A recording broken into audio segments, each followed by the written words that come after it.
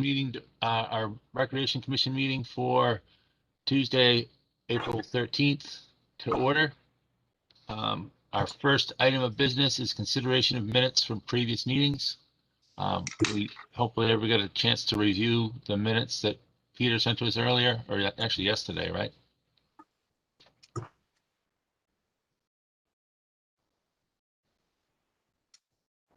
Anybody have a motion for the minutes or anything that we need to adjust? I'll make a motion to accept the meeting minutes from 3/23/21. All right, so we have a motion. Do we have a second? Second.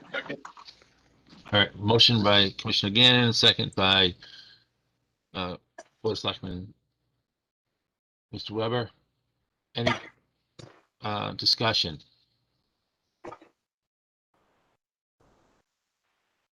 All right, hearing none. We'll do a roll call vote.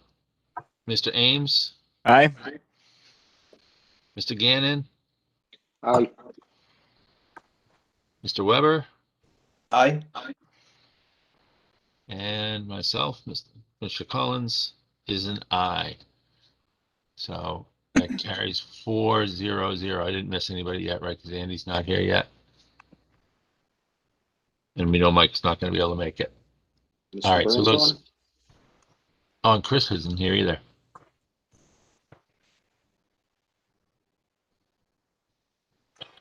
All right, so next item is public input. So I know we have a couple people on, but I don't know if we have anybody for public input other than the facility and field requests and community garden. Mr. Chair, I don't see any other members of the public. All right, so we will close public input. Andy, I have a comment for public. Okay, so we will reopen public input. Sorry about that. It's Ryan Lane, not Brian Lane. I just shot John a text to change it. Thank you. Welcome, Ryan. That's all I have to say. All right, closing public input then. All changed. Thank you.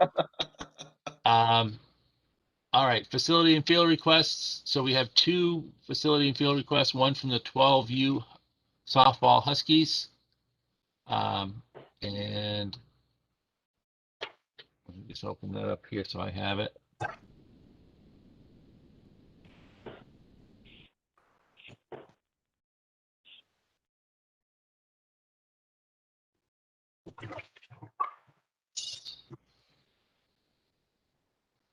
All right, so the one that Andy sent us today, is that for the Huskies or is that the Litchfield one?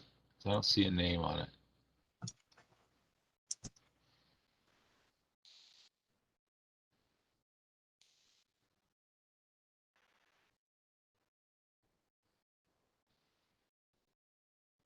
Should be for the Huskies, Andy.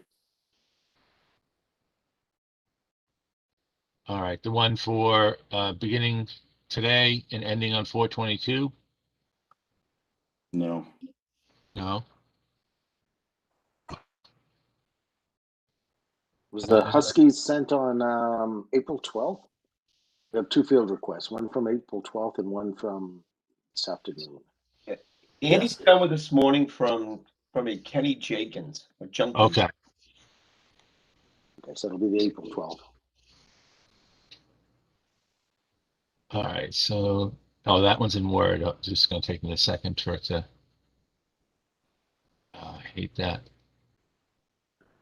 I can't open it as well. Google doesn't handle the conversion well.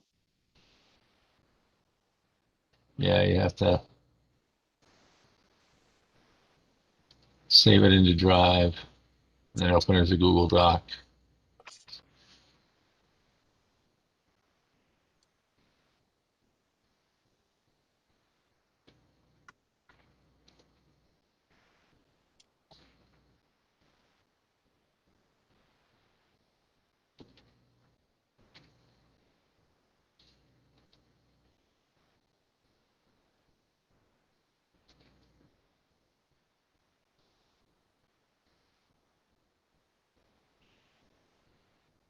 Yeah, I have it up. You want to share it? Sure, that'd be great.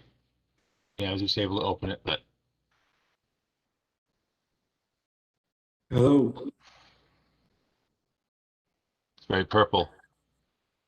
Can you see it? There we go. It actually gave me an error trying to open it too, but so that's good.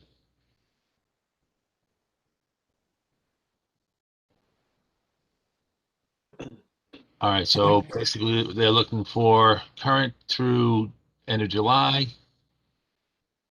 Tuesdays 5 to 7, and Sundays anytime between 9 and 2. Scroll up so you can see it all. There you go. For the 12U New Hampshire Huskies softball practice, 7 of the 12 girls are from Litchfield due to having no local team. Coach Handy is trying to make it convenient for these girls.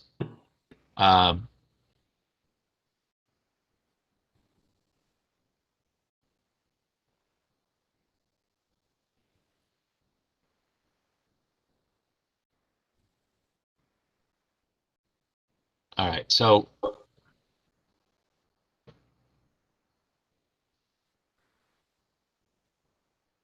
if you can scroll down, Steve, I just want to see. So this is John, you're here representing. That is correct. Okay, so this is, so I assume this is a for-profit where it says an owner, but it says nonprofit. Right. They're not looking to get money. The Huskies are not looking to get money, obviously. And they're willing to do anything for Litchfield. Money is involved or donations or whatever you guys are looking for. Right, but are the New Hampshire Huskies themselves a nonprofit? I believe they're nonprofit. I don't know, Andrew. I think they're a nonprofit.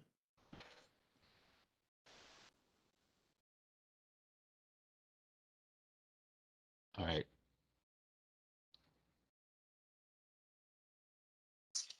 So John, do you want to sort of give us a little bit of information on this? I can give you a little background. So I was the assistant coach last year with Craig Zupanis for the Litchfield Blast, and we just ran out of numbers for the girls. We only had 5 girls that were willing to come back for the 12U team, and we had 7 or 8 girls for the 10U team. So the Litchfield Blast organization, it just went away. It failed, I guess, if you will. So these 7 girls, someone reached out to Kevin Handy for the Huskies. He's out of Nashua, and asked if he was had any ideas on a team for these girls. So he put together a 12U team. And again, 7 of the 12 girls are from Litchfield. And it's, again, these are all my Blast players from last year with nowhere to go. So we're just looking to see if we can play down here at Dara. Hello? All right, do you guys, anyone have any questions for John?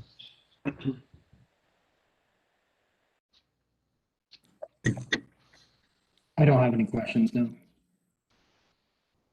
Excuse me, can anybody hear me? Yeah, who's speaking? Okay, no, I never used virtual meetings, so I'm just Kenny Dawkins. And I just wanted to see if you guys could hear me. Yeah, we can hear you. Okay.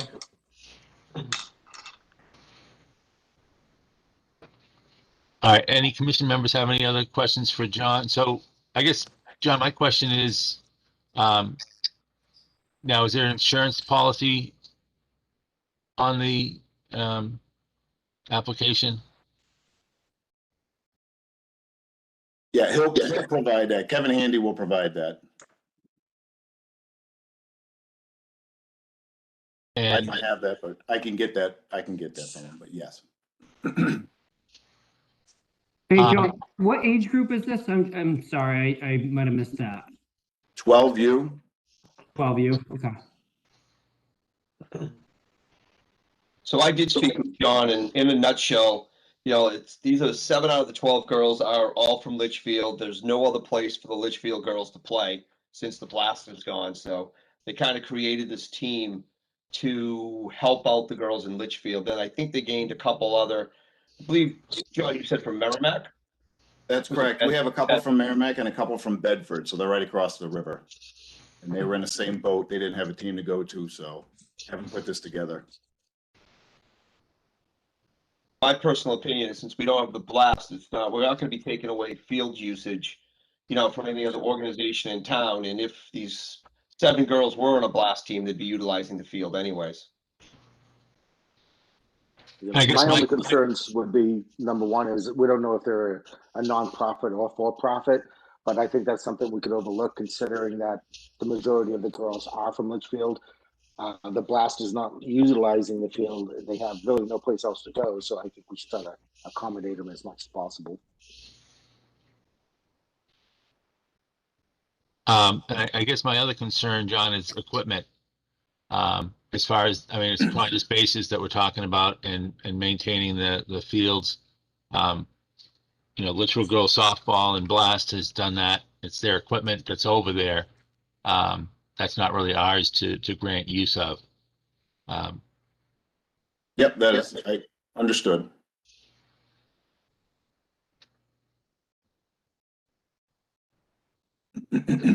And I think, Steve, I know you said you felt comfortable with if it was a for-profit sort of look.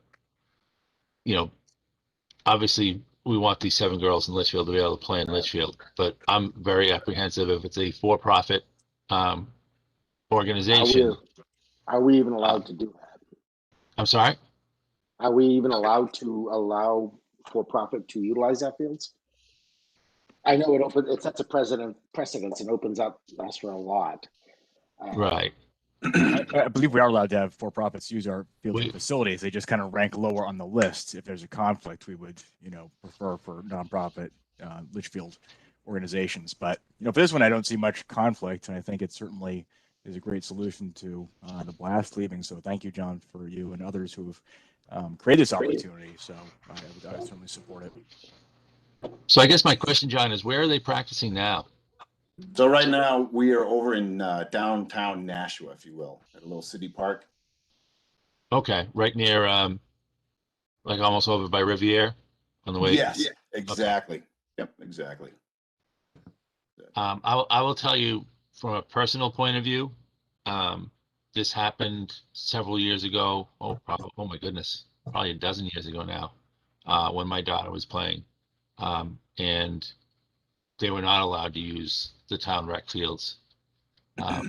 And they had a team of 12 girls, 9 of them from Litchfield, having to practice at Nashua South.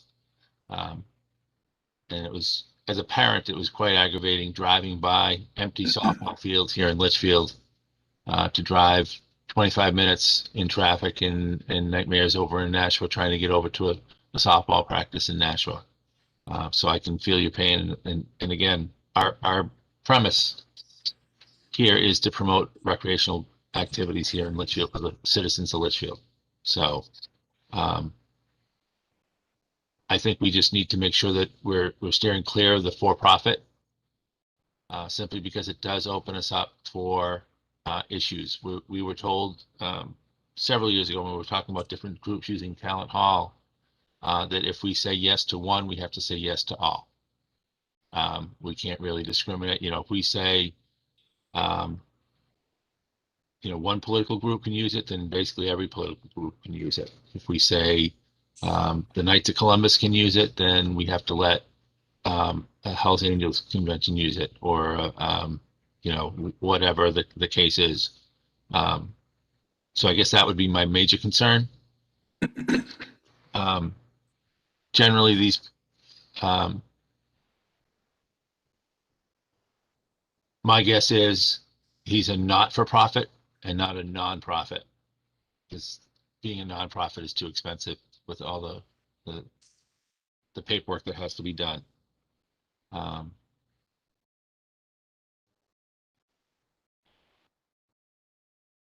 if we talk to Litchfield girls rec softball, will this create a conflict? This will not create a conflict. I talked to Craig, and the times that we're looking for do not create a conflict with the rec girls.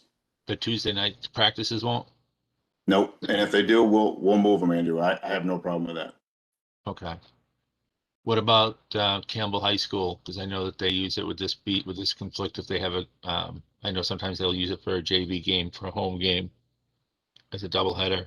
They're also using it for practice right now, Andy, too. Right. Well, Usually- they just opened up the so my oldest daughter is on the Campbell High School team. I was an assistant coach there for 3 years, so yeah, they've opened up their field. It just dried out enough, so they had the first game last night. So they're back on Campbell. But yeah, if the high school is going to come over there, I would make arrangements to use another field, because I know the other fields are open as well. You got the 10 field and you got the 8U field as well. So we could always move. We'll make accommodations.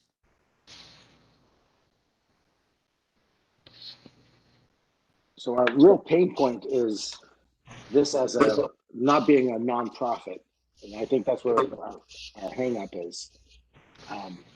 Now, there's nothing wrong with this gentleman having 7 of the girls from Litchfield and some of their friends come down and utilize our fields to practice without having a true organization, correct? Well, I mean, it's an open park. We're not going to, nobody, unless somebody else has, right, unless there's an activity that, a planned activity for that field, you're not going to kick them off. But then again, unless we grant them access to it, if 2 kids are playing on that field, they can't be kicked off for another group either, unless we've authorized it. So.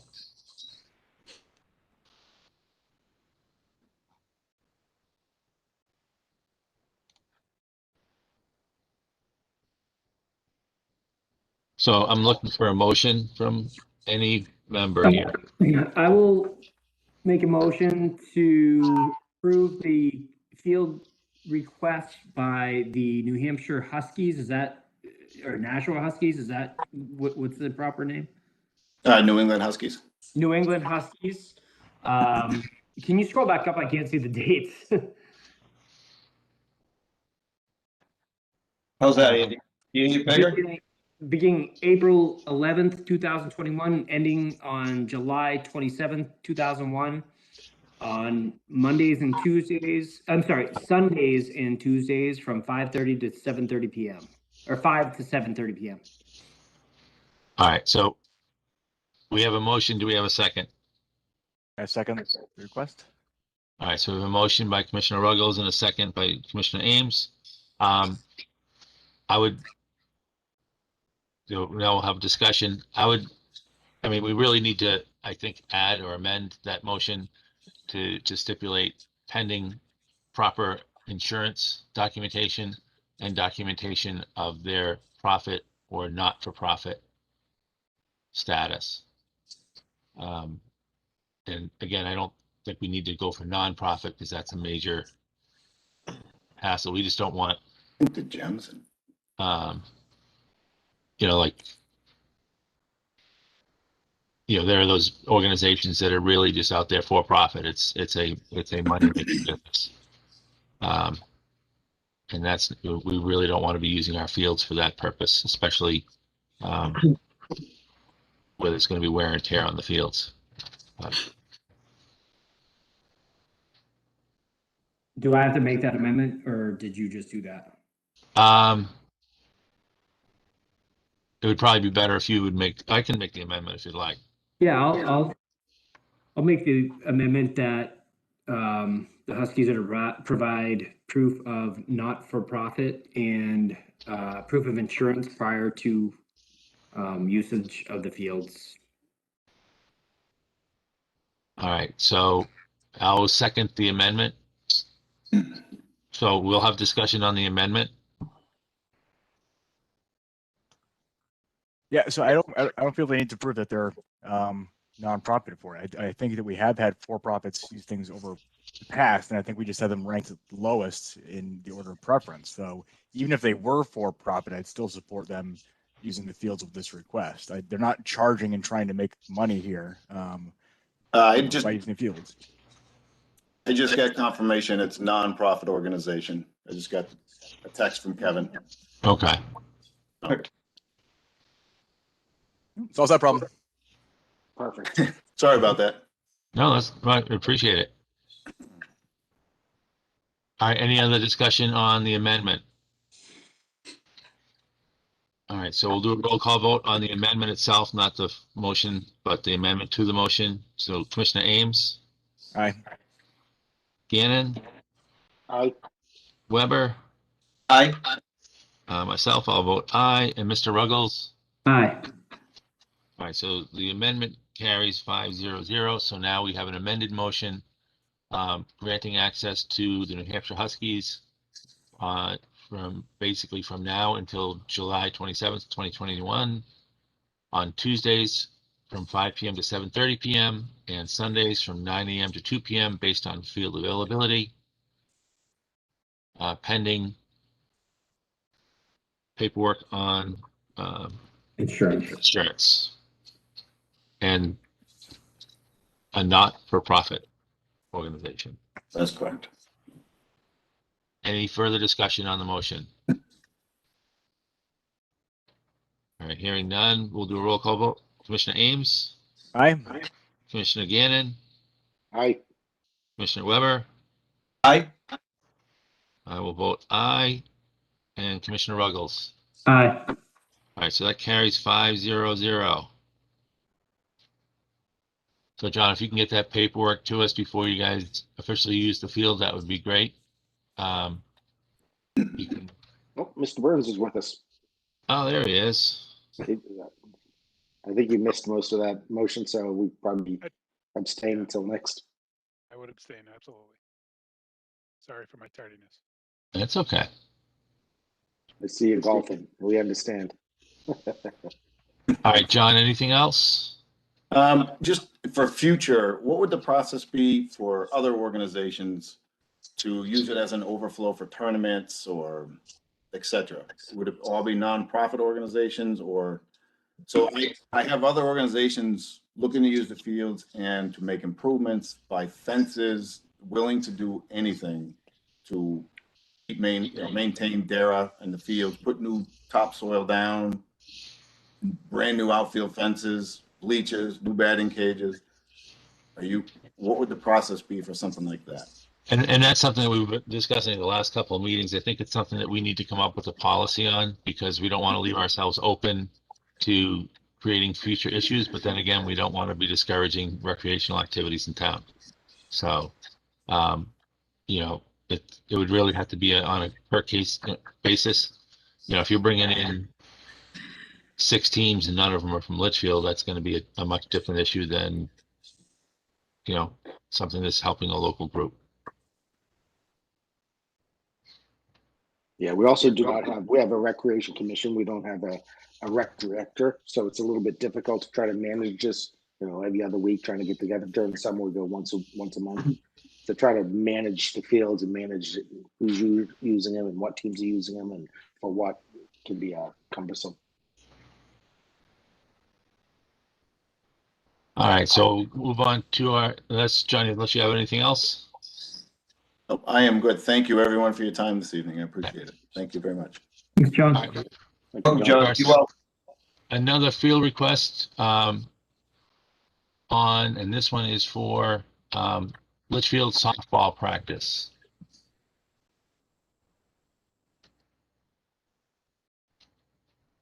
And I'm just pulling that one up here.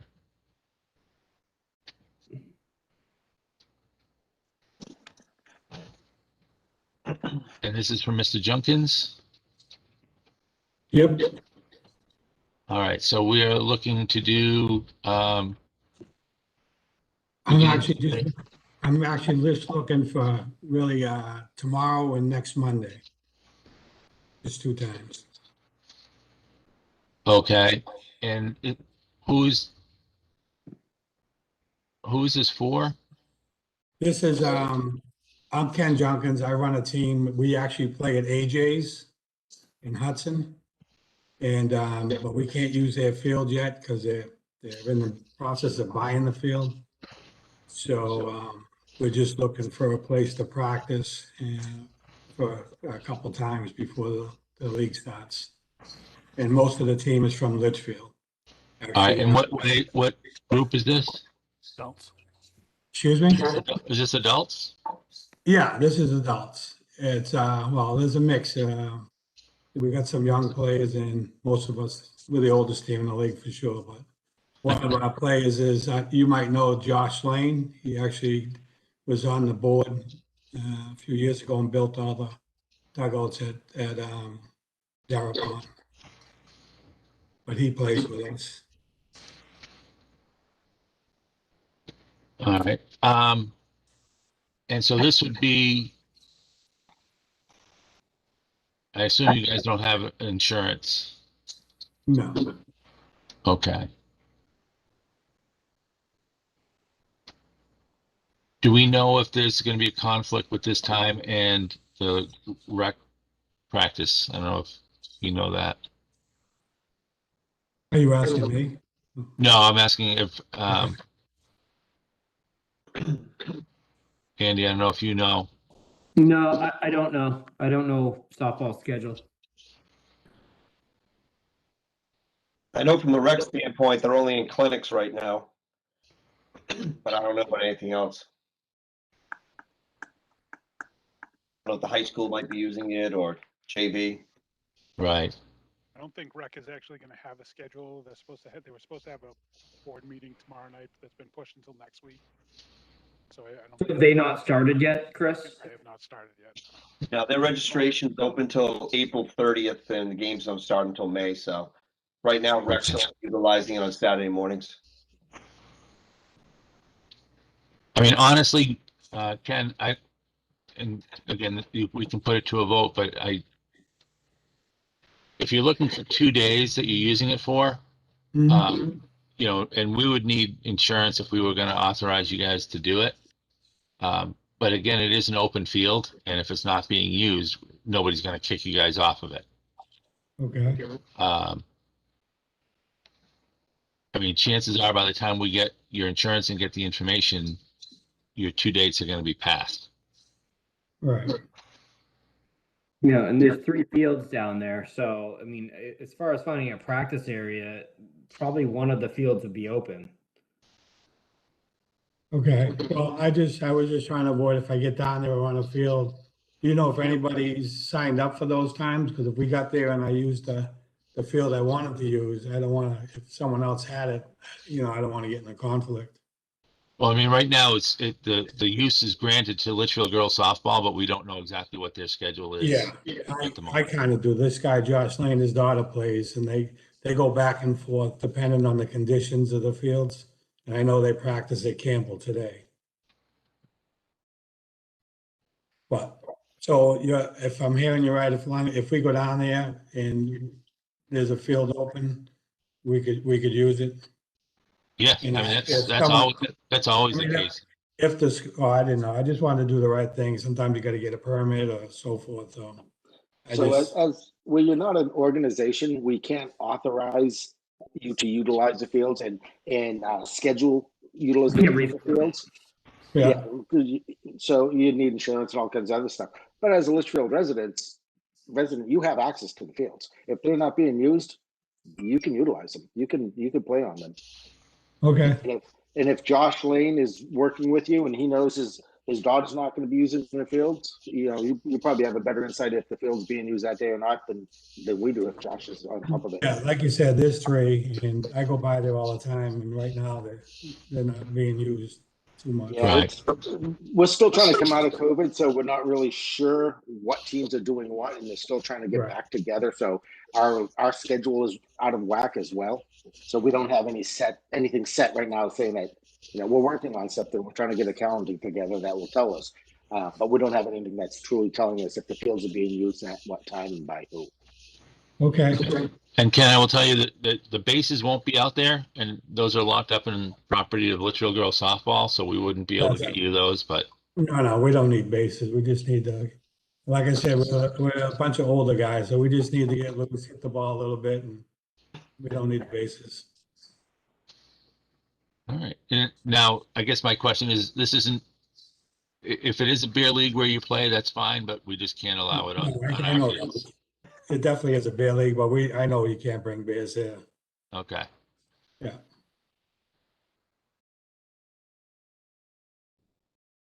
All right. Well, I think unless you need anything from us, I think that would probably be your best bet. I don't really see a conflict, especially, you know, for Okay. you guys going down and practicing. All right. Well, thank you very much. All right. Thank you for sending this in. Yep. Have a good night. Take care. Bye. All right. Were there any other facility or field requests that anybody got? I don't believe so. Okay. Our next bit of new business, community garden, and I assume that's what Mrs. Polanski's here for. Hi, Andrew. Thanks for having me tonight. I appreciate you guys listening to what I have to say. Steve has a presentation that I did for the Conservation Commission, and he's going to put that up there for me so I can tell you what's going on. But a little background is that people were talking about a community garden on the WhatsApp page, and I put up a poll. We had about 325 people respond to it. 64 people wanted to participate in the community garden. So I brought it to conservation and asked them where we would go. And they suggested See the slide right, Diane? You can see the slide, right? No. Not yet. It's not sharing. There it is. Okay, there it is. All right. It is. Walk me Okay. through when you need me to turn the slide. Let me know. Okay. So they pointed me to the Monadnock Land Trust, which is where Steve Normanton's farm is, and next to it, and it abuts the Parker's Park, which you probably all know. And so I called Whitney Carpenter, and he and I discussed what I had in mind for a community garden, which I really didn't know. I still am feeling it out as far as exactly what it's going to look like. But he was kind enough to tell me he'd call me back because Monadnock is changing hands. The trust is changing hands. And that should be happening anytime. So can you do the next slide? Steve, thank you. So here's the overview of the slide of the field's location. It's actually, if you were coming from the south going north towards Manchester, it is right before Normanton, completely abutting Parker Park. And then there's the brook around it, the blue. So it's fenced, it's right across from GMS, right across from Pinecrest. Can we see the next slide? Is a view from the street, and you can see we've already got cement going down into what that fence is already at, which means we're not going to have to deal with the state as far as entering and leaving that area. So we already have that. He also told me that there was some irrigation pipes and things like that there that we could use into the brook to water the community garden. And then he called me back a month later, and I went and met with them and viewed the land up close and personal. It's beautiful. So I brought it back to conservation. I did this presentation there, and they gave me permission to go forward to do a proposal for the garden, the community garden. While we were there, we can go to the next slide. It's another picture of the area. While we were there, I had Jay Brennan go with me because I know he's been talking to Monadnock before this about expanding the trails on Parker Park to include going into Monadnock land and down to the river. And so we did the community garden, discussed a lot about that. The purpose of the community garden would be that people could grow their own vegetables there. They'd be given a lot, and they would grow their own vegetables there for their families. We've talked about tithing to the food pantry. We've talked about doing some community like potatoes and other kinds of things. A lot of people have called me to get involved in it as well. But while we were there, Jason and I also walked down to Parker Park and walked some of the land, and we talked about putting a trail from Monadnock community trust land here for the garden down into that area where the paths would be for Parker Park and going into Monadnock. So it kind of lends itself really well for conservation, which would be the agricultural part, and Parker Park being the recreational commission's authority over that, those walking trails, et cetera, that are over there. So it kind of lends itself to a community garden and the trails and us working together, which would be kind of nice if we had a project like that. We'd also probably be bringing in the trail crew, I think, Andrew.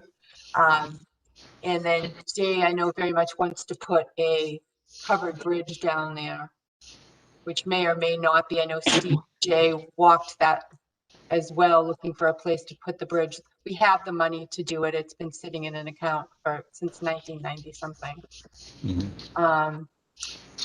So I wanted to kind of come, and I want to do the proposal sooner than later because I'd like to get the proposal in while Monadnock Community Land Trust is still managing it, so that they can actually turn the proposal over to the new people coming in and recommend it, which they do. But they want one proposal from rec and conservation. So I don't know, how do you feel about that? So I guess, are you looking for us just to sort of sign off on it and join with what you're doing with conservation, or are you looking for something specific from us?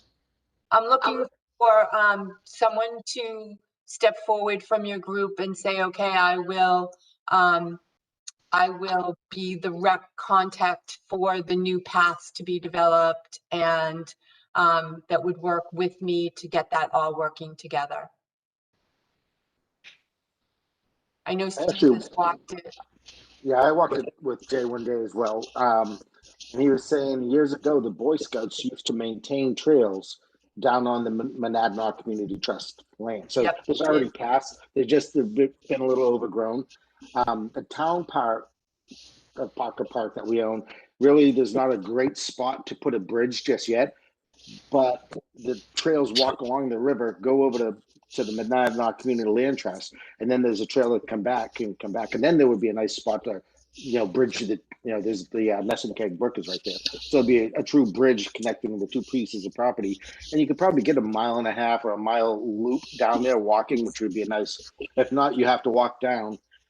You get to the end, then you have to loop back around. So if there was a bridge connecting, some of the things, I was down there with Jay, and you know how Jay is. There was one spot he was looking, with maybe two bridges. One that would definitely be on Parker Park, and one connecting to the Monadnock Trust, and then another one would be truly on the Monadnock Trust property. But there's a lot of awesome trails down there. As Diane was saying, the Nesson Brook runs right through there. There's a little pond that's already set up for watering that plot of land. I personally am all for it. I think it would be a great little area, a great little resource. I want to eventually put some kind of small area for kids to play in while their parents are gardening, picnic tables so that they can eat, take a break and have dinner. So for the most part, just a real community thing. And I love the idea of the path going down into Parker Park. They really liked that idea as well. So that's something that could be considered as well. But I definitely they want to have someone from Parker Park, which would be rec, and someone from conservation, which would be agriculture, to kind of oversee this. I promised them that I would stay active in it. All right, and so I guess right now my question would be, if we were to appoint, if one of us was to be appointed to do this, we're not committing to anything at this point as a commission. We're not signing off saying, yeah, we're going to do this, this, and this, correct? No, we're not. We're just saying that we support it. I know. Yeah. That Okay. we're going to work on the trails, but that we would probably need the trail crew for that, as well as some conservation people if we could get them to do it, and some rec people if we could get them to do it. What roughly? What's your timeline? Are you looking something like this year? Are you looking like 2 or 3 years, or is this? It's going to be a work in process. Like Ryan Lane called me. He offered to help with plowing. They suggested that we not do the garden's going to be the hardest part. the trails can be done year round for the most part.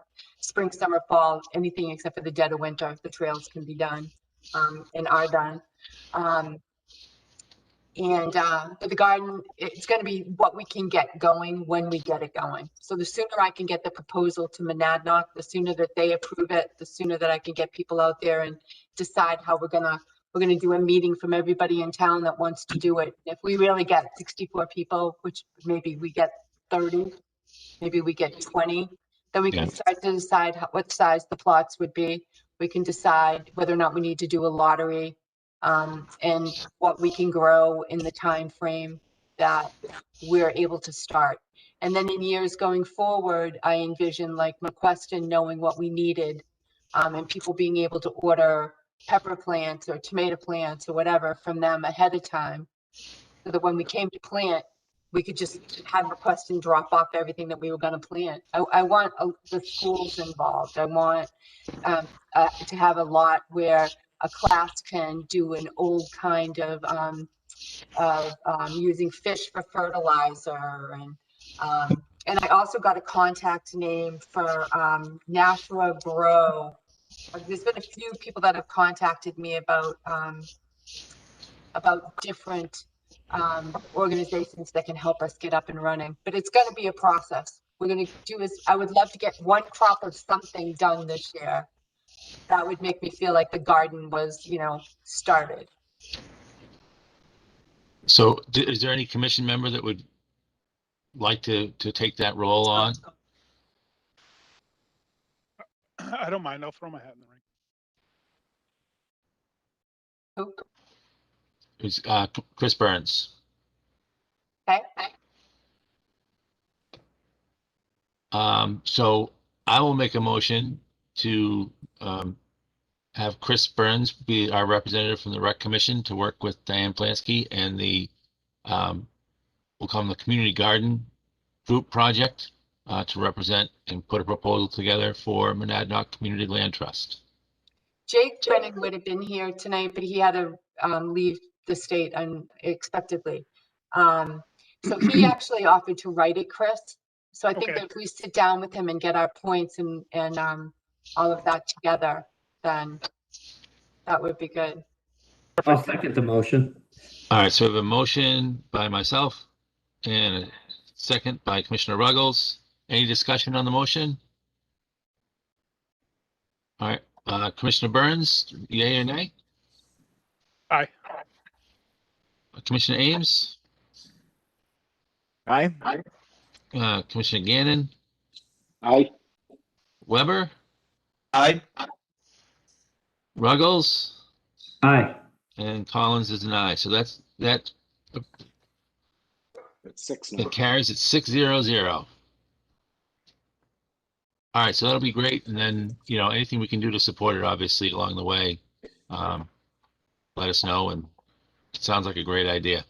And Diane, you can keep me in the loop too. Obviously I'm part of the trails crew as well. So Right. Yep. got my hand in everything in town. So There you go. That's a good thing. That's a good anything, thing. Makes We also cohesive. have Jeff Town, who is the Cub Scouts leader, Right. and this might be something yeah. he's interested in. Oh, the Keeping paths the or the trails. garden? The paths. The paths. Okay. Maybe the garden too. He said there's a lot of things he wants his boys to get involved in, and he'll open it up. It would be great. I think we just need stuff to bring us together right now. COVID's been tough, and it just seems like just such a great project to get as many families involved as we can. All right, great. Thank you. Thanks for having me. Bye, Diane. Bye. Thank you. Diane, take care. Bye. Thank you. Bye. And our next item of new business is just an update of the fields from Natticook. Good evening, everybody. Thanks for having me. I'll try to keep it pretty quick. Nothing earth-shattering really to report this spring. It's been a very seamless transition from winter into spring, and the fields are they're in great shape. We've applied several tons of lime, both calcitic and magnesium based. for remediation due to soil test results we obtained last November 5th, 2020. And it's more or less we're on a maintenance program now rather than remediation. In addition, we have seen zero grub activity. Turf root systems are very strong and healthy this spring. There's no turkeys digging them up and feeding on the grubs. So last year's grub prevention program has really paid off. Going into this year, we see no reason to enact any curative controls, which in turn is going to save a lot of extra work and save a lot of money. And we'll continue with our economic programs moving forward this year, and shouldn't have any. Irrigation systems, we've primed all fields with the exception of Dara. We're still working on the pump system and startup. We are not watering the fields at this time. There isn't a need for it, and no sense running the electricity bill up and drawing the water table down. It's not really called for. Our first cut of the year was performed last week on all fields with the exception of Sawmill. Sawmill is always a little slow to come around as far as growth and color, and that's due to it's primarily a bluegrass field, which bluegrass doesn't respond until the soil temps come up, whereas the perennial ryegrass fields tend to respond a little quicker with slight changes in soil temp. Perennial ryegrass, it does well in the cold. So other than that, we're going to continue into summer, and when the time calls, if we have to start mowing twice a week in order to maintain adequate playing conditions, we will. We have dropped mowing heights significantly over the last 12 months, and we're currently trying to keep them a little tighter for better playability for the kids and residents of Litchfield. And today we performed our first cut on the river access. There's still quite a bit of leftover dead leaf material. We'll continue to chop it up. We prefer to try and utilize it for fertilizer, especially in a natural area like that. Yeah. But if anybody has questions, I'd be happy to field them at this time. I don't have any questions, but while we have Ryan on the phone, I just wanted to bring up the email that Steve sent out regarding water line that was hit when baseball was trying to install the scoreboard posts. So, it was a mistake. It was avoidable though, and I just want to perhaps get a policy together that we can ship off to our rec teams, because I know the rec teams do most of the work on the fields. And moving forward, if there's going to be any excavation greater than say 6 inches of depth, I think that we need to have a call into Natticook to go out and mark any heads or mark any lines that they know of that could be an issue. And also, I guess my other question on top of that is, was DigSafe notified for that? Because we really should be complying with that as well. No, I completely agree. They weren't, and we could have, Andy. There's no underground utilities that we know out there, but we should have made the phone call.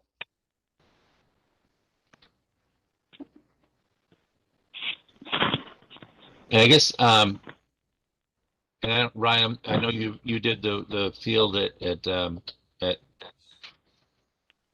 Bissett Fields. Do we have a schematic of that as well? Because I know what's happened in the past is, as we've gone through different contractors, it's kind of like that learning period where they can't find, where is the irrigation, where is it running, where are the pumps, where are the valves, etc. That might be just sort of good to have as on our records, so that you know, not that anything's going to happen. Hopefully nothing happens to you, Ryan, but you know, we don't want to say, okay, now we don't know where this is. I mean, you should be able to find the heads, obviously, but you're trying to piece it together from what you can see on top. Andy, I actually have that entire field in CAD. Yeah, I located it when we were doing all the new setting and stuff. I can sit with Ryan at some point, or maybe have him mark it up, and just I can put it right into CAD, and we can have a X, Y, and Z of where everything is. Right, but I'm saying if we can do that for the other fields as well, just to sort of know, you know, just sort of have records of it, and then, you know, maybe almost like a maintenance thing, so we can see when heads are being replaced, and you know, just sort of a, you know, just a down the road type thing. I agree. Yeah, let me sit with Ryan on that. If Ryan, I don't know if you have time. I don't want to speak for you. No, I mean, I wholeheartedly agree. I mean, God forbid I don't wake up tomorrow morning. It's always a struggle for somebody to come in and have no prior knowledge. You know, it's not often that Litchfield changes contractors, but when they do, there's a bit of a learning curve for the incoming contractor, and it all depends on how astute they are when it comes to irrigation systems and how they work. So it's really going to make it a lot easier for everybody moving forward. You know, we had discussed this a few times last year. I know Andy Ruggles and I did, and it was just one of those things. 2020 was a challenging year for everybody. Yeah. In getting out and getting together and working on something like this, but I don't see it taking up a whole lot of time, and I'm more than willing to do what it takes to help out. Appreciate it. I think I might even have all the shutoff valves located, Ryan. So that'll make it even easier for Bassett Field. Yeah. It wouldn't hurt to spend a couple hours on, you know, an off day, just going from field to field and kind of logging all this stuff and walking one or two others through it, you know. Yeah. And like we said, if softball wants to do something down at Dara, we're going to know, you know, because I mean, when they were putting the batting cages in, didn't they wind up ripping up part of the irrigation system down there too? So, you know, hopefully we can avoid these things. And sometimes you can't. I mean, you got to put things where you want to put them, and if the irrigation's there, you just got to dig it up and move it. All right, anything else, Ryan? That's it for me. All right. Well, thank you very much. You're welcome. We're just going to do some rain dances, right? Keep the rain coming. It sure would be nice. Yeah. I've never seen Dara all this time of year, but yeah. Who knows? You never know what to bring. So have a good night, everybody. Thanks, you too. Thanks, Ron. Thank you. All right, next item for business. Well, it says noise complaints, but we only had one noise complaint. I think we have field monitoring and game cameras next, Andy. Oh, I skipped over that. I'm sorry. All right, field monitoring and game cameras. So I know, I mean, this is technically potty cameras, right? We're looking to see what happens. I didn't want to say that in the email because I didn't want somebody to misconstrue that. I'm just grateful that the only one that they didn't tip over was the one on Coin and having to go down the hill. I moved it. Yeah, that got moved over the weekend. Okay.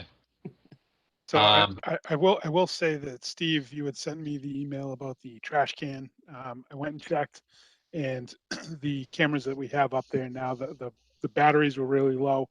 I didn't see anybody that was suspicious or anything down there. Nothing that I could account for within that time frame.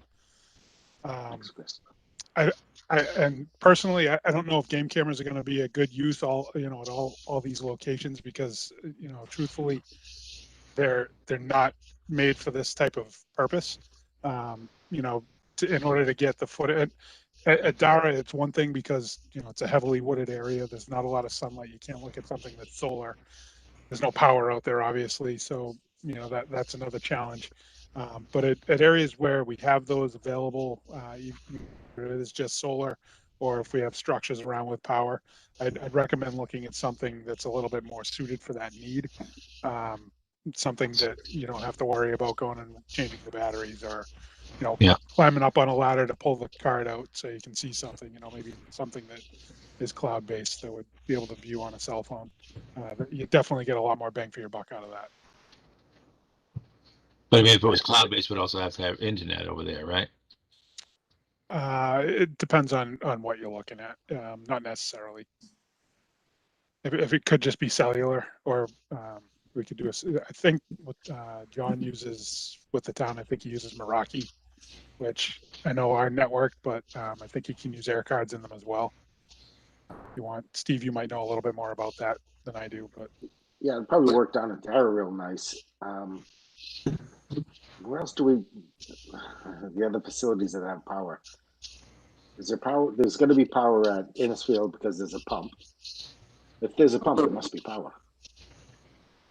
I believe there's power at all fields. Yeah, the only one that we so. didn't have power at before was Jeff Lane, and now with the set fields, we're having power over there because we're getting the pump. So we will have power at all the fields. I mean, I think maybe it's something that we could look at putting some numbers together, see what we're looking at. Different ideas, and see if game cameras are the only thing we can afford budget-wise this year to sort of at least have somewhat of an idea of things that are happening down there. Might be the way we start, but it might be enough to be a deterrent as well if they know that they may be caught on a game camera. I'm afraid that the barrel's probably sitting at the bottom of Dara Pond at this point. Along with all the picnic tables that they used to put down there. Everything else that's not tied down, yes. Yeah. I will relocate the one on the basketball court so we have a better image. I've tried to keep those pretty hidden and out of sight so that nobody messes with I them. haven't found it, so you've done a great job. Done a good job. So I will you probably see me on the one. camera looking around for it, but I haven't spotted it. Yep, I will relocate that one. It might be a little bit more visible when I do, but I'll try and get down there this weekend to do that. Maybe we'll catch something next time. All right. So do you guys maybe want to try and put together at least not a specific estimate, but just sort of at least what would be looking at for the different fields and what we could start looking at cost-wise, and then maybe we can fine-tune it a little bit? Yeah, I think we should utilize John Burnell too, because I think he probably has a lot of knowledge of what we can go off and do. So John does manage the system for the town. Yeah, so he may be a great one to have part of the building out the scope of work. Yeah, put a price to it. And Or even we if can it just doesn't get drones, tied right? into the town, even if it Just doesn't get tied into the town, you could do something. Like you said, if you have the network or Wi-Fi or anything in the area, you could do something like a Ring camera or a Nest camera or something that's not quite vandal resistant or anything, but at least it's exterior rated and might have a better image, a little bit of capability. Now, as far as the porta potties, is there a way of attaching them to a structure? I mean, I know once they get used, they're going to be a little bit heavier to tip over, and luckily, the ones that were tipped over, at least that Innisfield, wasn't used, so it wasn't disgusting. But if there was a way to tie them off, it would also help prevent being knocked over. Yeah, you'd have to work with the contractor on that because you don't want to tie it down so they can't empty it either. I don't think they'd need to move it to empty it. It's just a hose that they use, but if they ever needed to take it off for some reason, you'd have to be a part of it.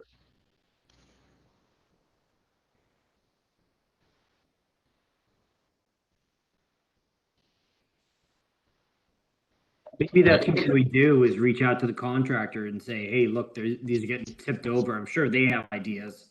Yeah, I'm sure it's got to be happening all over the place. The two at the baseball fields at Corning and at Bassett, we have against structures. So that helps out a lot. We've really never had an issue of tippage at either one of those fields other than last year when the contractor put it at the top of the hill at Corning. So with them back to where we've had them in the past, we've never had an issue. And I don't ever know of it being tipped over at Sawmill before. Did they put it this time way down at the bottom again? Next to the entryway? I did not look at Sawmill. I'm not sure. I've been down there a couple of times and haven't even noticed it. So. At Innis, it's up right by the shed. It's not Yeah. on, against the shed, but it's right by the shed. I'll get with Troy and have him reach out and see if they have any ideas. All right, thank you. You're welcome. All right, now onto the noise complaints. Again, we just had the one complaint, one of our neighbors at Dara. And I guess, I don't know if you guys have any thoughts on, and I know Debbie was using like a portable speaker. That, he referred to it as a public address system. I guess technically it is if you're using a speaker to speak through.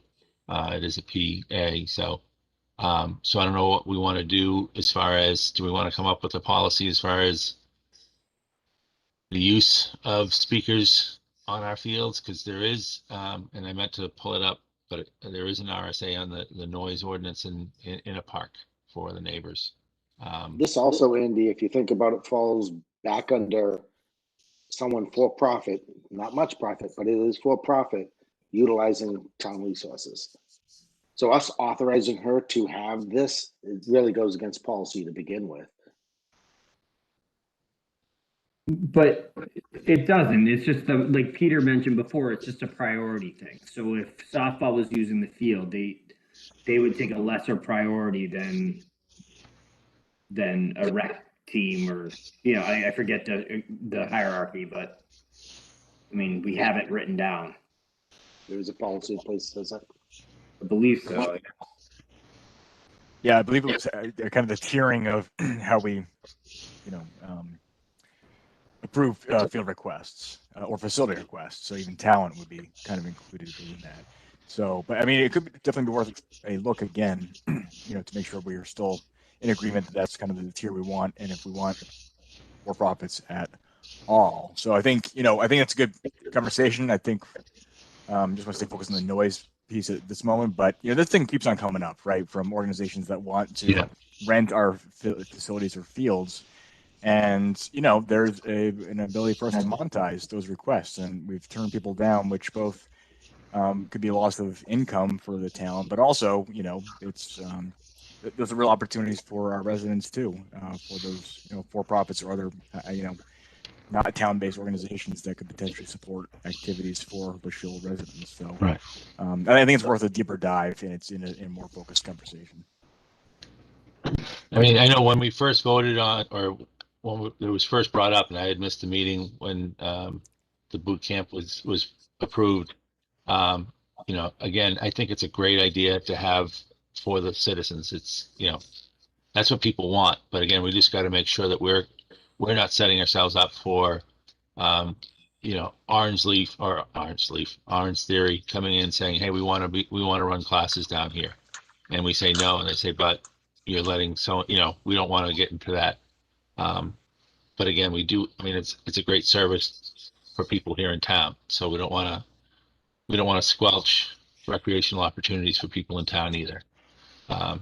So why don't I do, if you guys feel comfortable with it, maybe I'll contact Troy, and Steve, maybe we can contact legal about it and just sort of see how can we structure this so that we can offer the most activities for the people in town, but not put ourselves in a system where we're liable or get call for discrimination because we're allowing some groups and not others.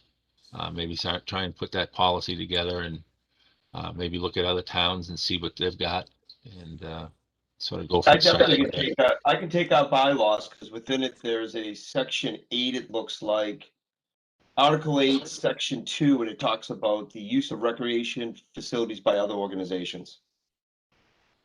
So I could send this over to Troy. We can get with legal and see if they can come up with some verbiage in there that could assist us. Okay. Yeah, because I mean, it would be nice to approve a lot of these organizations and not be wary of it at the same time. Yeah, the only other issue we have with this, and I agree with Peter, it'd be great if we could monetize some of this, just like the guy saying he could give us, donate fences and what have you. It's the organizing the fields and knowing who's using it, when they're using it. Andy and I have been talking about getting a calendar together for all the fields, because we also have to consider who's on it can Ryan get out there, can Ryan get out there and treat the lawn? Who else is using the fields? Can we, Pinkerton, can we allow Pinkerton to come down and use the basketball courts? That was a conflict that we had earlier. I think it's a good idea, but I think without a recreation commissioner, I'm not a commissioner, recreation director.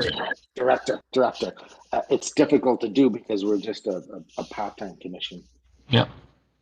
All right, so we'll sort of get that going, and then we'll bring that back. I guess my only other thought on this, and I don't know how you guys feel. When I talked to the gentleman, his biggest concern, he called us because he said, he was under the impression that she was representing us, that it was like a subgroup of the Recreation Commission, simply because it's advertised as the boot camp at Dara Pond. So I don't know if maybe we can talk to her about taking that part out, just because it just seems like that it is a town organization and it's not something separate. I don't know how you guys feel about that.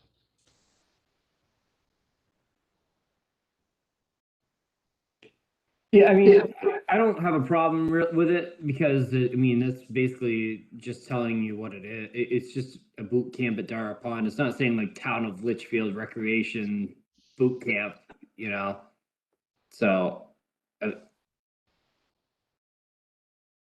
I don't really have a problem with that part. I do have a problem if neighbors are being upset by the noise, whether it's them or she mentioned that some people play loud music at the basketball courts, which is neither really here nor there. That wasn't what the complaint was about. So I just think that we need to address this. I don't have a problem with a PA system as long as it's not cranked up, blaring music so people can't enjoy their TV at night. I think just to be respectful to the neighbors, I think that's what it needs to be. Consider if that was your house. Right. I think, and the other thing I went to try and get down there on one of the nights that Debbie was down there, because I think it could be as simple as positioning the speaker so it's pointed towards the middle of Dara instead of, if it's pointing towards the homes, obviously that noise is going to carry towards the homes. If you turn that speaker around at 180 degrees, you put it on the other side of the court going this way, then the neighbors probably won't hear it at all. Where did she do it? Did she do that on the court, Andy? Yes. Oh, okay.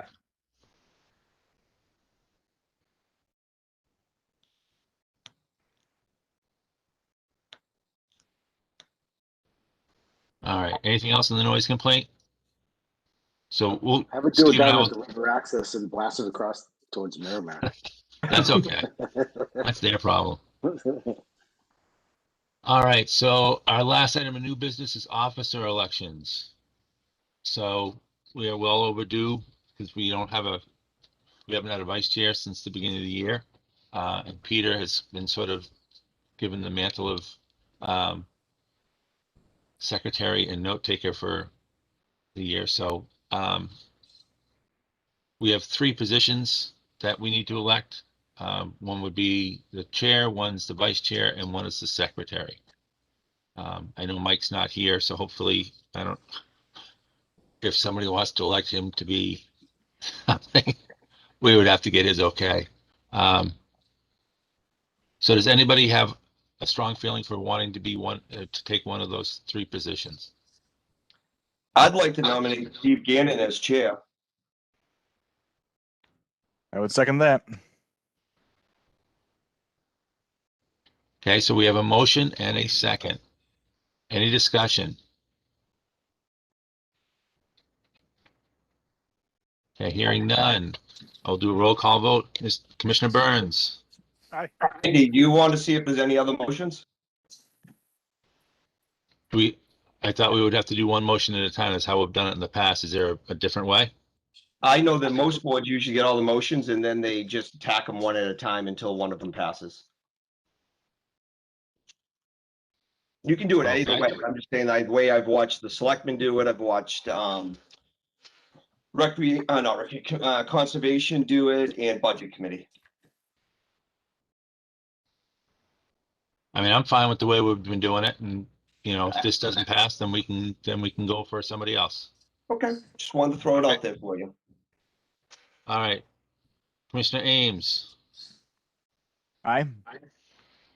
Commissioner Gannon, Abstain. Commissioner Weber, Aye. Commissioner Ruggles, Aye. and I will vote aye. So if you had voted for yourself, it would have been unanimous, Steve, but it carries 5-0-1. So you're our new chair. Well, I am truly honored, gentlemen. I appreciate it. Most welcome. I think you'll do a fantastic job. Got some big shoes to fill. Okay, how about anybody else have a motion or a strong feeling for one of the positions? I'd like to nominate Mr. Ruggles as vice chair. Okay, we have a motion. Do we have a second? All right, would we have a second that. motion and a second. Any discussion? Okay, so we'll do a roll call vote. Mr. Burns. Aye. Mr. Ames. Aye. Mr. Gannon. Aye. Mr. Weber. I will vote aye. Mr. Ruggles. I'll abstain. Okay, so again, carries 5-0-1. And we have one last position for secretary. I would nominate Mr. Peter Ames. I would second it. Second. Okay, so we have a motion and a second, and I guess before that, my discussion will be, Peter, is this something you want to do again? I know So it's a lot of work. Well, it's really the note taking, but there's two things on that. Number one, I've had this for 2 years now because we didn't do officers That's last right. year, so I'm fine to pass the torch. And I think also we did actually include funds for note taking, so there's not a big lift for the position. So, and I think there's been other things that have been done that probably should fit with this role that Steve has done as far as the website and that type of thing. So if someone wanted to run with redoing the work of the position, I think there's an opportunity to, because it wouldn't just be the note taking, but there could be some other things that folks may want to tackle. So that's all I'm saying as far as I've done it for the last 2 years. I don't think I've done a fantastic job. I've gotten us through on the key elements of it, but and I'm happy to maintain that for sure. But just would offer it up that if folks have other ideas on how to best use a position, I think we have funds to allow for that as far as the note taking, but also we have better tools with the website now than we have in the past. So, Are you interested in learning WordPress? actually, I am, because my employer, we're switching over to WordPress later this year, so that may actually be a good professional point. Now that you raise that, yeah. We'll sit down together. I'll walk you through it. Pretty easy. So Peter, All right. just to be clear, you are willing to pass the torch, but you wouldn't mind doing it as well. I wouldn't mind doing it, but I'm just saying that if anybody else has interest, I've had it for 2 years, and I think changeover is a good thing too. So happy to maintain it, but I don't have strong feelings, to do so. Happy for others to take a turn as well. All right, any other discussion? All right, so we'll do a roll call vote. Mr. Burns. Aye. Mr. Ames. Abstain? Mr. Gannon. Aye. Mr. Weber. Aye. Mr. Ruggles. Aye. And I will vote aye. So it also carries 5-0-1.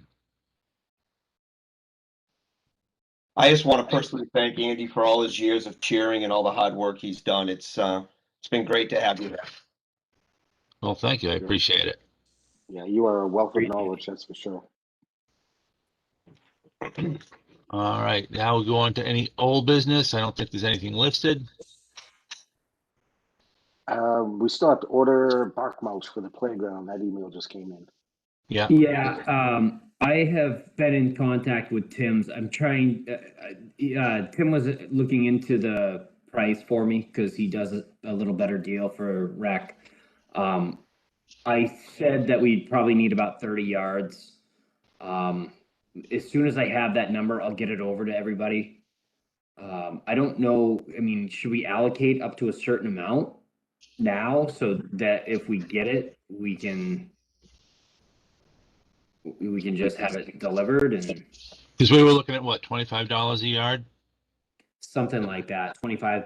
Yeah, I don't think it's any more than that. So, I mean, maybe up, I mean, if we keep it under $1,000, I think it's definitely in line with our budget. And I mean, I can adjust the amount, say it's $27 a yard. I can just say, all right, give us 28 yards of it, or, you know, whatever.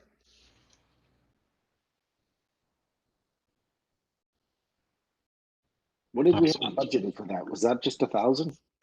What was it? Well, it was part of the line. It was like 2,200, I believe, for that line. But it's not just mulch. Mulch, that's right.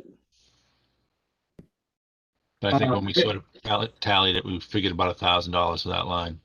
And I did check Justin Bissett, and it does not need any mulch. It's full to the brim. Okay. It's in good shape, brand new.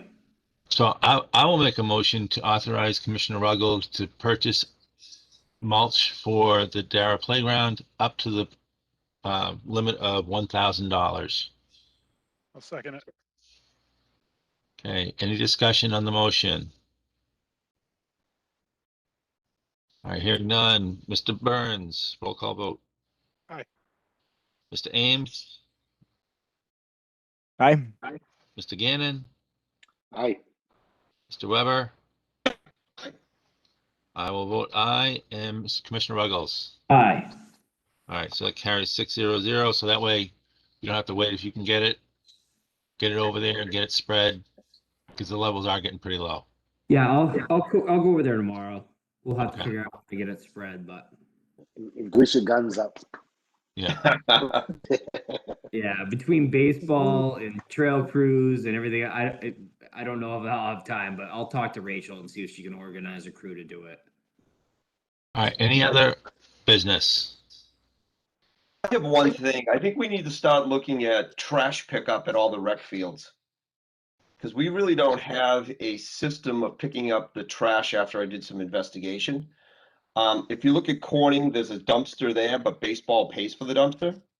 And it's a pretty good line item dollar-wise for us by the end of the year, which is tough for us. Then we started looking at Jeff Lane. We have no pickups there. I reached out to Troy about Sawmill, and nobody picks up the trash at Sawmill. So I don't think we have any means of picking up trash at the rec fields. I know at one time the transfer station did it, but the individual is using their own personal truck, and therefore there was an insurance liability, so they were told not to do it anymore. So moving forward, we're going to figure out what we want to do about trash removal at all the rec facilities.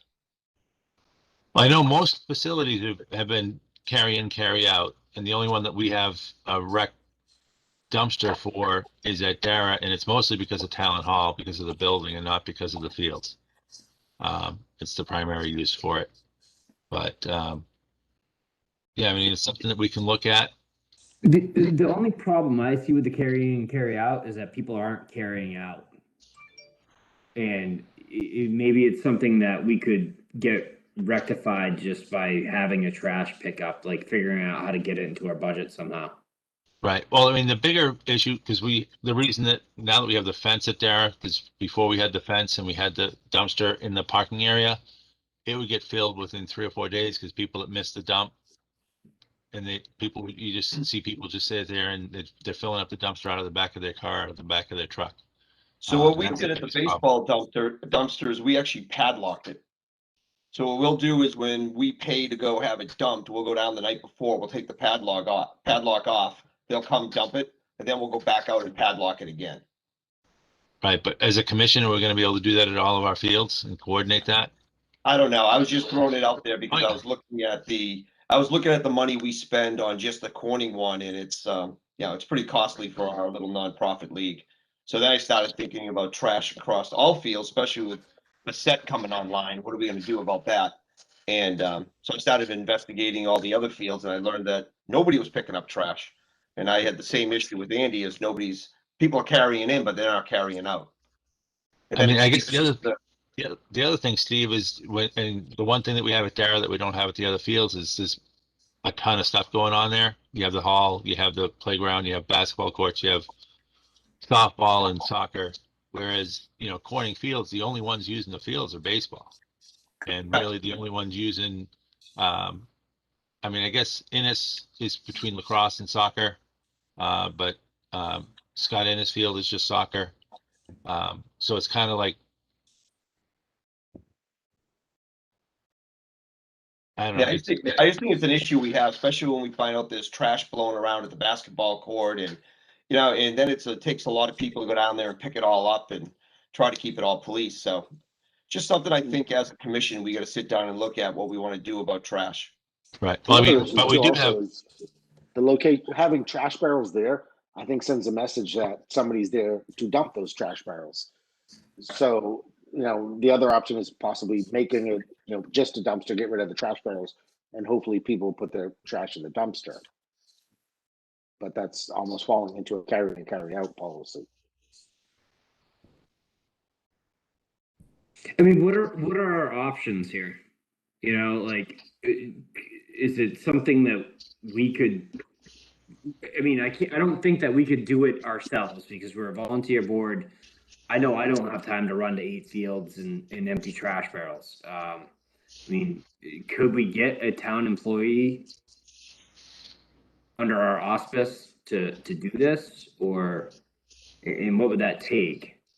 Well, I mean, I think it would take adding hours to what we have allocated for maintenance, because we used to have when Ben Aria was working for us, he wouldn't do just talent. He would maintain the fields, and he would basically hit every park once a week. It wasn't a ton, but at least it was once a week, and make sure everything was cleaned up, picked up, anything that needed to be fixed was fixed. Um, those hours have dwindled greatly on our budget because we really didn't have anybody to fill that need. So we didn't use those hours, and it kind of got lost out of our budget. And now we're down to a minimum of just maintaining Talent Hall. So maybe it's something that we have to look at for next year's budget.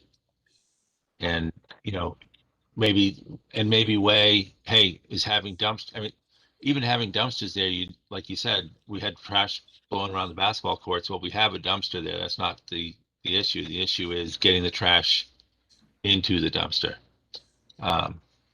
So. Yeah, I was down at Corning today, and I just know the litter is out of control. It's a big problem. I picked a bunch of it up, but you can only do so much. And this year we spent a lot of money in baseball to get the dome lids that go on top of all the trash barrels, so we don't have to worry about the lids blowing off and the trash blowing everywhere. So I mean, those lids cost more than the barrels cost. Yeah. We went down and we bought the lids. We've actually keyed them. So we're hoping that that's going to help from litter being blown around. But we still, as a league, after every game or at the end of every day, we empty them all. We throw them into the dumpster. We try to keep the place clean. Yeah, because even if you have the lids on there, you can get some animals that are there. The raccoons and stuff. They'll start getting at it and tearing stuff apart, and the next thing you know, it's ripped out and all over the place. So yeah, I mean, the best part of having those dome lids, at least when we pull out the liners now, we're not pulling out 4 gallons of rainwater with it. But it was just something it came to a light this Steve, week. we can't hear you. I don't know if everybody else can. Yeah, I can hear him. Yep. I can hear him. Yeah. I was just my saying audio something went that came to out. All light right, this there we week, go. so we figured I'd There we bring it up at the meeting this evening. Yeah, Yeah, it's it's same definitely thing something we at should look at. Dara. I picked up trash for 2.5 hours one day, dumped all the barrels, and then the barrel went missing. But there was trash all over the place again. It's Yeah. like, well, how do we remedy this? There's a dumpster sitting right there, but people can't seem to make it to the dumpster to dump the trash. Yeah. Any other business?